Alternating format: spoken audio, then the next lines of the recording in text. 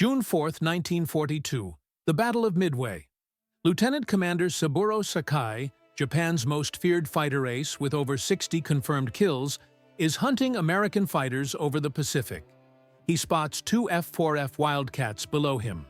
Slower aircraft, inferior turning ability, easy targets. Sakai dives to attack, confident. He's done this hundreds of times. But then, something happens that he's never seen before. The two Wildcats don't run. They don't scatter. Instead, they turn toward each other, crossing paths in a scissors motion that seems suicidal. Sakai lines up his shot. He's about to fire, and suddenly, he's the one being fired at. In 3 seconds, a defensive maneuver becomes an offensive trap. The hunter becomes the hunted, and the entire tactical doctrine of Pacific air combat changes forever. This is the story of the Thach Weave. A maneuver so simple it could be taught in 10 minutes, so effective it neutralized Japan's greatest advantage, and so revolutionary that Japanese pilots initially thought they were hallucinating. Before we dive into one of the most ingenious tactical innovations of World War II, hit that subscribe button and turn on notifications. This channel brings you the untold stories of aerial warfare, the tactical brilliance that changed battles, and the innovation that saved lives. Here's a question to think about as we go. Can superior tactics overcome superior equipment? Can a slower, less maneuverable aircraft defeat a faster, more agile one through pure tactical intelligence? Drop your answer in the comments. The debate is always fascinating. Now let's go back to early 1942, when American pilots were dying in droves. January 1942. The Pacific War is 2 months old. American naval aviators are being slaughtered. The reason? The Mitsubishi A6M Zero, the Japanese Navy's frontline fighter, and it's unlike anything American pilots have faced before. Let me give you the numbers that terrified every American carrier pilot. Maximum speed, 331 miles per hour. Decent, not spectacular. But here's where it gets deadly. Turn radius at combat speed. The Zero can complete a full 360-degree turn in roughly 12 seconds. The F4F Wildcat, America's primary carrier fighter, takes closer to 19 seconds. 7 seconds. That's the margin between life and death in a dogfight. Rate of climb, 3,000 feet per minute. The Wildcat manages 2,000. Armament, 2 20mm cannons and 2 7.7mm machine guns. The explosive rounds from those cannons can shred an American fighter with a single burst. And most terrifying of all, range. The Zero can fly over 1,500 miles. It can escort bombers deep into enemy territory and still have fuel to fight on the way home. American pilots in early 1942 are flying the F4F Wildcat. It's a good aircraft. Tough, reliable, well armed with 650 caliber machine guns. But in a turning fight against a Zero, it's a death sentence. The kill ratio tells the story. In the first 6 months of the war, Japanese pilots are achieving approximately 4-to-1 kill ratios against American fighters, sometimes higher. At the Battle of the Coral Sea in May 1942, American fighter pilots learn a brutal lesson. You cannot outturn a Zero. You cannot outclimb a Zero in sustained combat.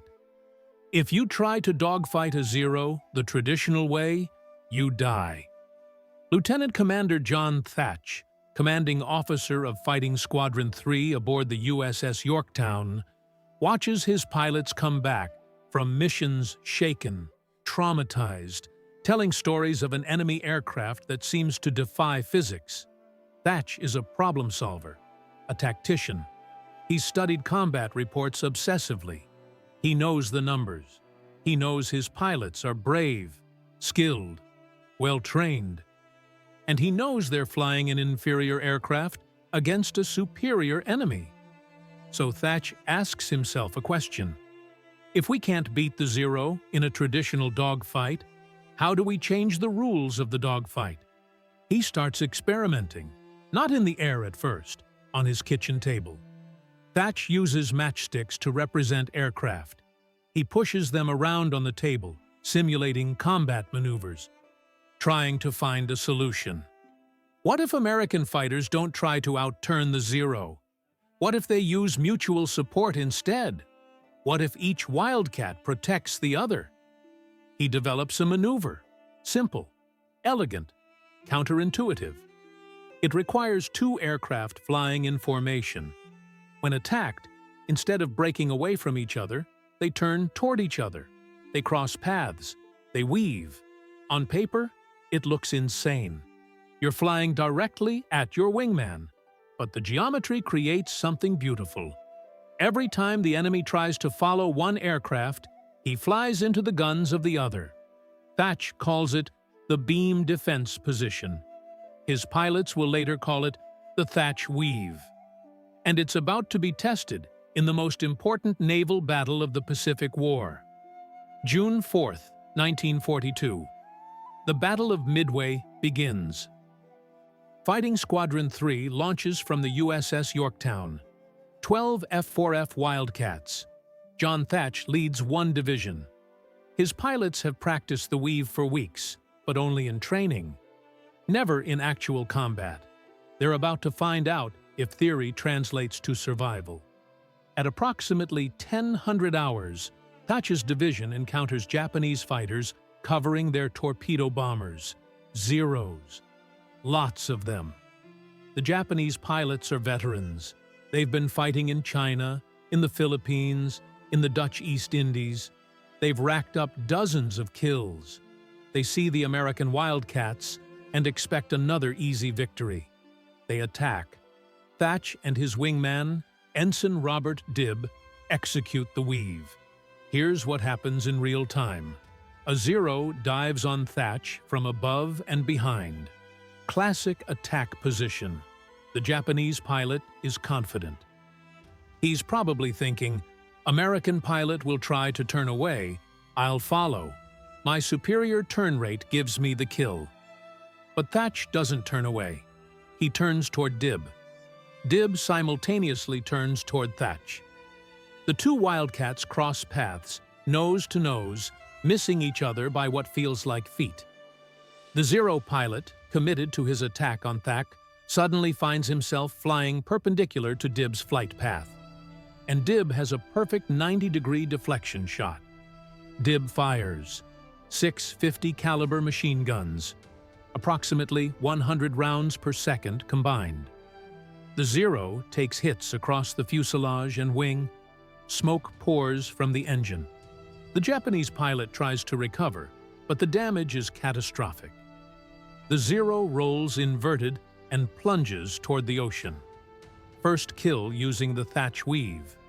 60 seconds into the first combat test. But the engagement isn't over.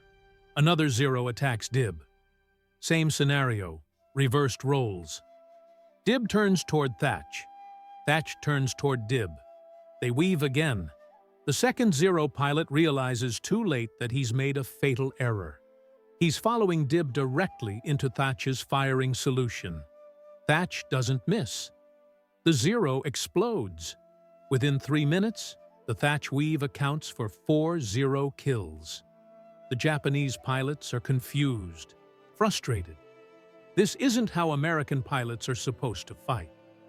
But here's where it gets even more interesting. Saburo Sakai, one of Japan's top aces, encounters the Thach Weave later that day. In his post-war memoir, Samurai, he describes the experience with a mix of admiration and frustration. Quote, "I had never seen this maneuver before. Each time I tried to line up a shot, the other Wildcat would cross my path and force me to break off. It was like trying to shoot one bird in a flock that was weaving around each other. Every attack was met with crossfire." End quote. Sakai breaks off the engagement.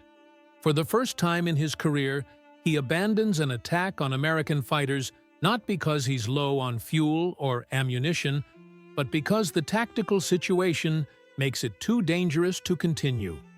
Let me emphasize this. One of Japan's most skilled, most experienced fighter pilots, flying a superior aircraft, decides the risk isn't worth it. The Thach Weave isn't just working, it's working against the best pilots Japan has.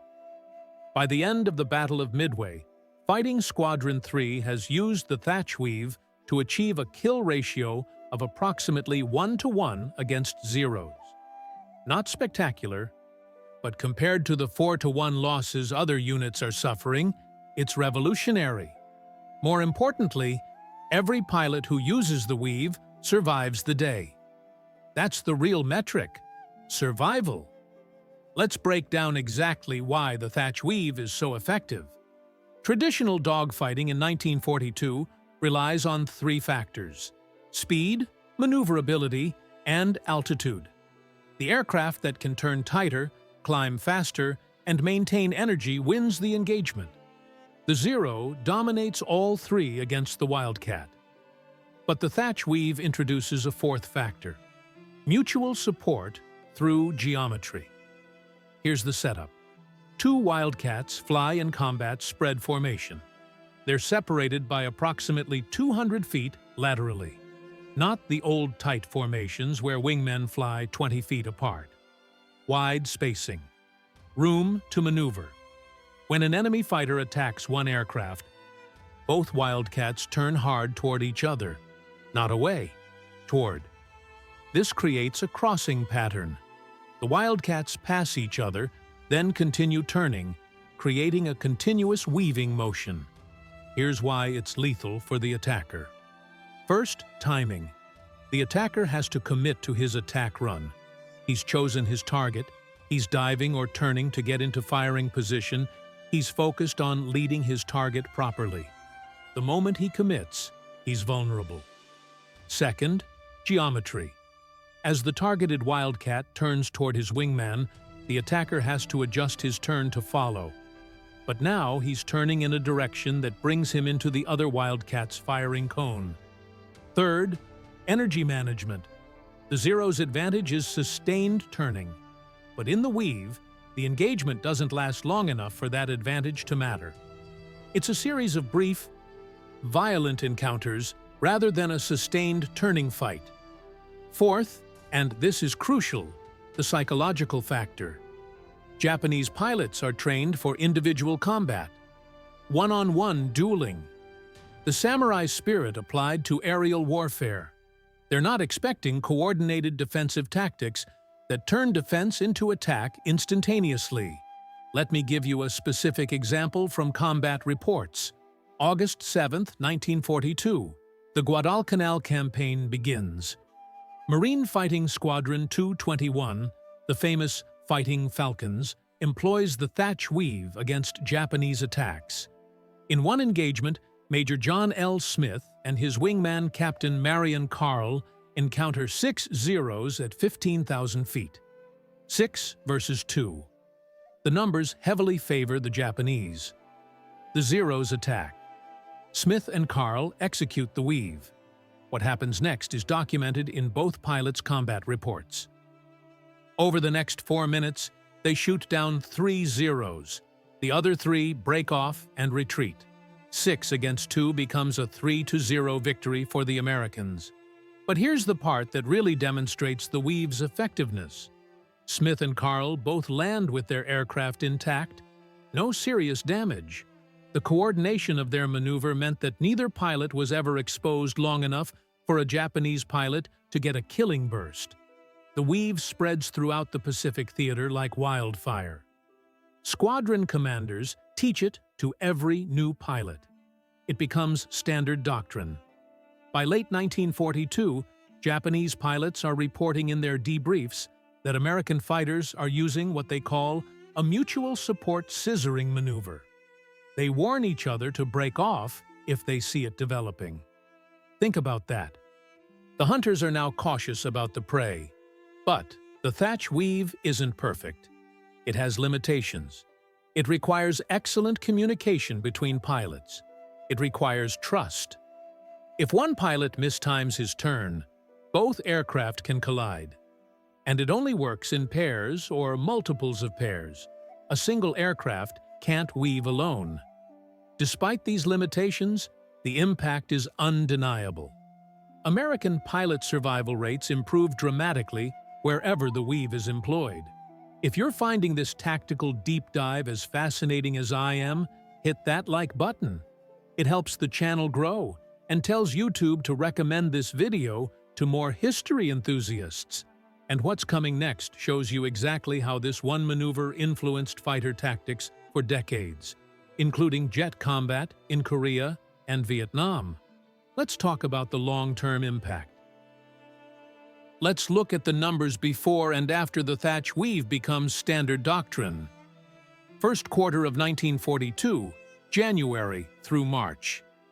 Japanese fighters achieve approximately 4-to-1 kill ratios against American naval fighters. For every 0 shot down, 4 American fighters are lost. That's unsustainable. At that rate, the U.S. Navy would run out of experienced pilots within 6 months. Second quarter of 1942, April through June. The Thach Weave is introduced and begins spreading through fleet squadrons.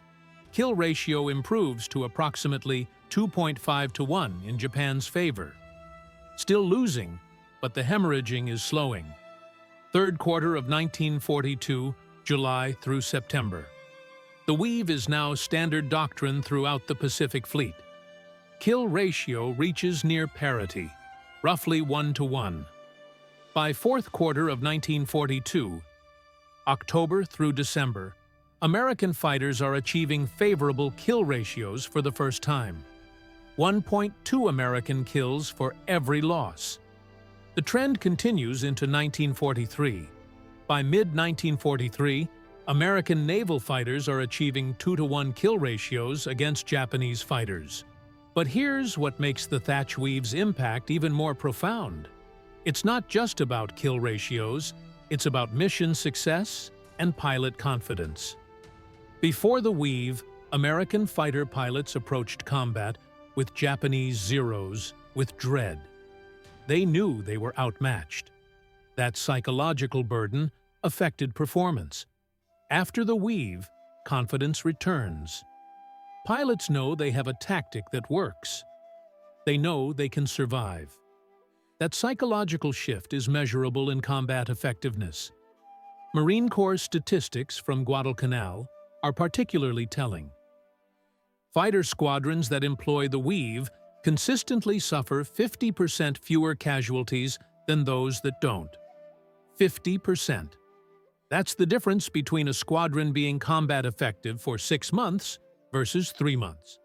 But the Thach Weave's influence extends beyond just combat outcomes. It changes training doctrine.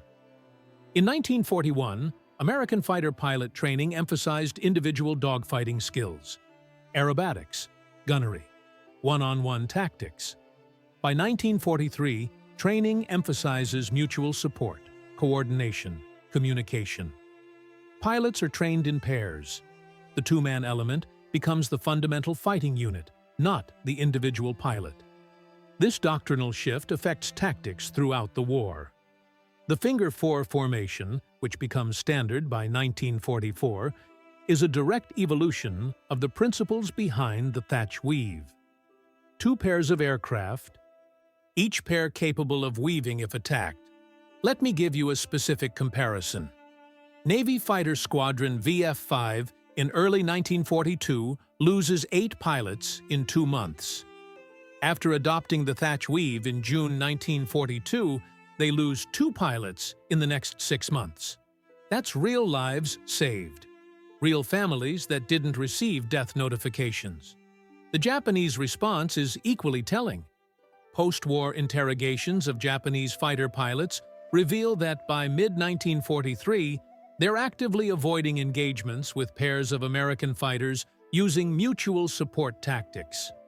Lieutenant Toshio Ota, a Zero pilot with 15 kills, states in his 1946 debrief, quote, When we saw two American fighters flying in spread formation, we knew they might employ the weaving maneuver. If we were outnumbered or low on fuel, we would not engage. The risk was too high." End quote. The hunted had become dangerous. The genius of the Thach Weave isn't just its immediate effectiveness, it's how it evolves and adapts as the war progresses. By 1943, American factories are producing aircraft that are beginning to match or exceed the Zero's performance.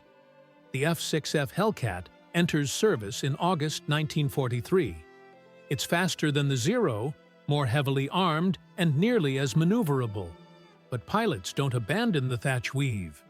They adapt it. The Weave becomes more aggressive. Instead of purely defensive, it becomes an offensive tactic. Two Hellcats use the weaving motion to create firing opportunities from multiple angles simultaneously. Japanese pilots, who learned to respect and fear the defensive weave, now face an offensive version that's even more lethal.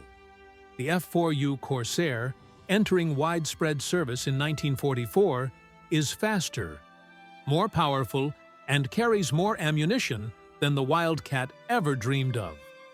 But Corsair pilots still train in the Thach Weave. Why? Because it's not about the aircraft's capabilities. It's about multiplying whatever capabilities you have through coordination.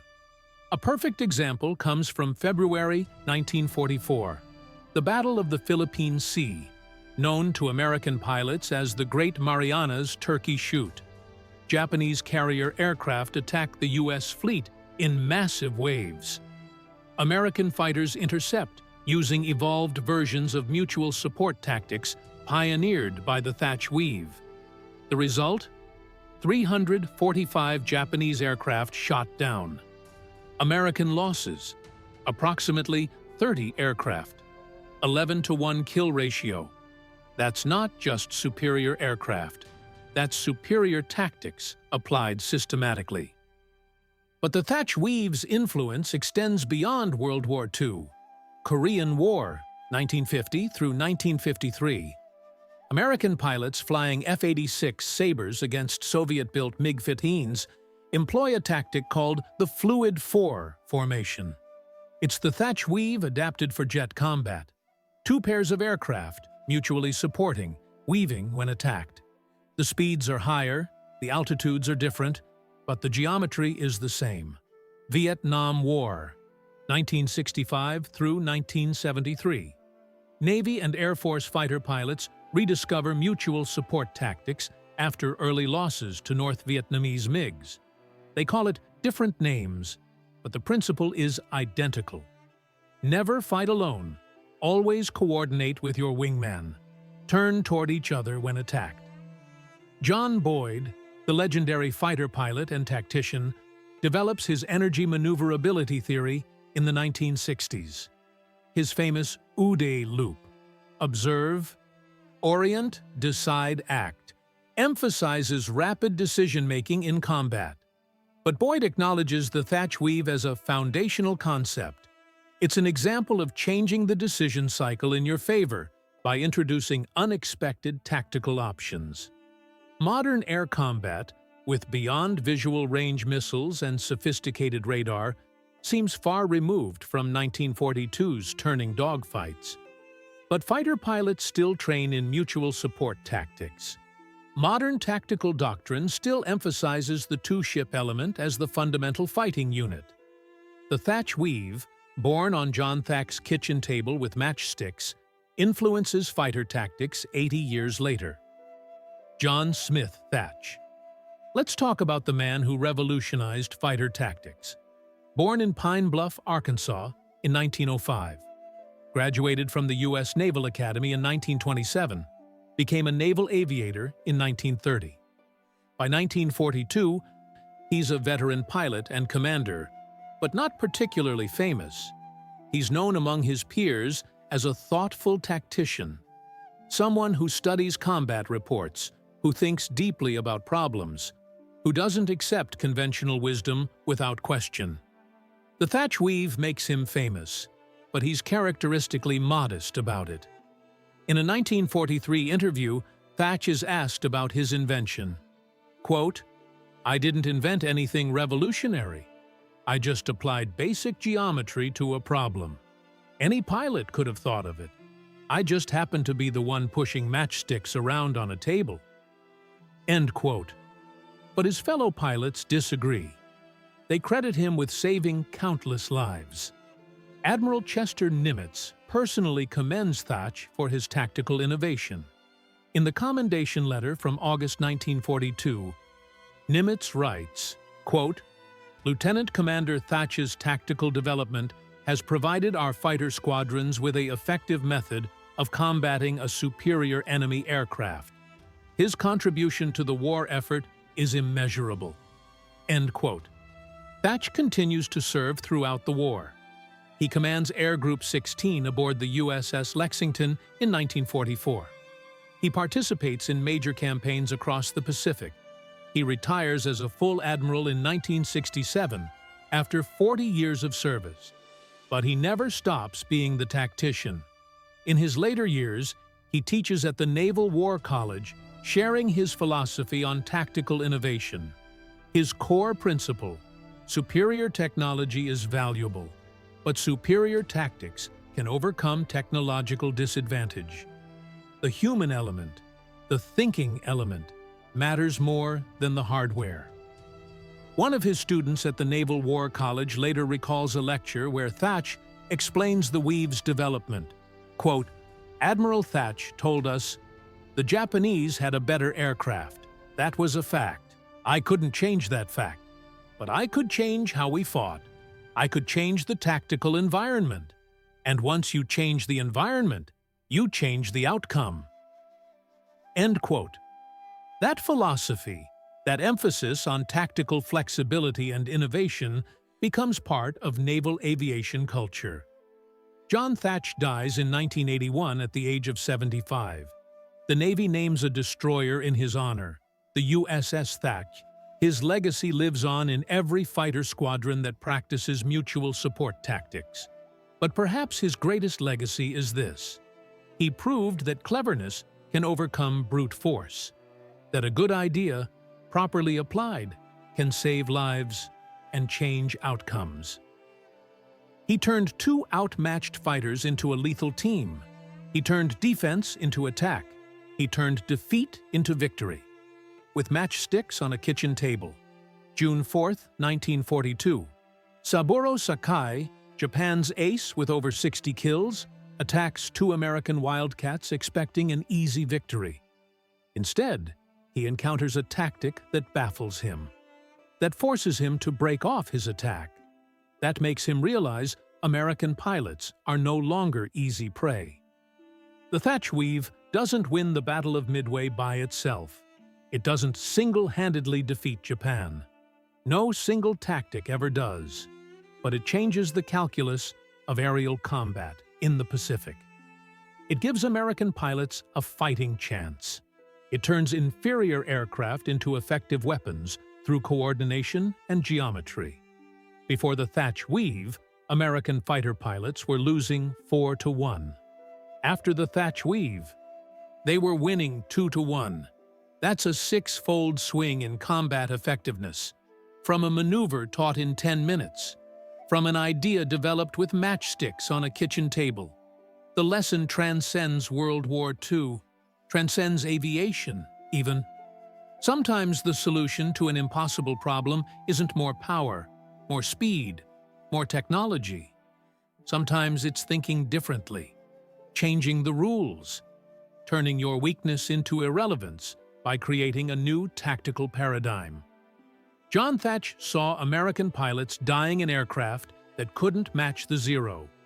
He didn't demand better aircraft, though they were coming. He didn't blame his pilots, who were brave and skilled. He looked at the problem from a different angle, and he found a solution. That's the genius of the Thach Weave. Not the specific maneuver itself, but what it represents. Innovation under pressure, tactical creativity saving lives, turning defense into attack. The Japanese ace was shocked when American pilots used the Thach Weave, and he was never quite as confident again. If this story of tactical innovation fascinated you, hit that like button and subscribe. We dive deep into the battles, the tactics, and the innovations that changed warfare. Next video, we're covering the most controversial bombing raid of the Pacific War. A mission so devastating that even some American commanders questioned whether it should have been carried out. You won't want to miss it. Here's my question for the comments. Could the Thach Weave work in modern air combat with missiles and beyond visual range engagements? Or is mutual support a different concept entirely with modern technology? What do you think? Drop your answer below. The debates in the comments are always fantastic. This video is made possible by viewers like you. If you want to support the channel and get early access to videos, check out the Patreon link in the description. Thank you for watching. Remember, history isn't just about what happened. It's about why decisions were made and what we can learn from them. See you in the next one.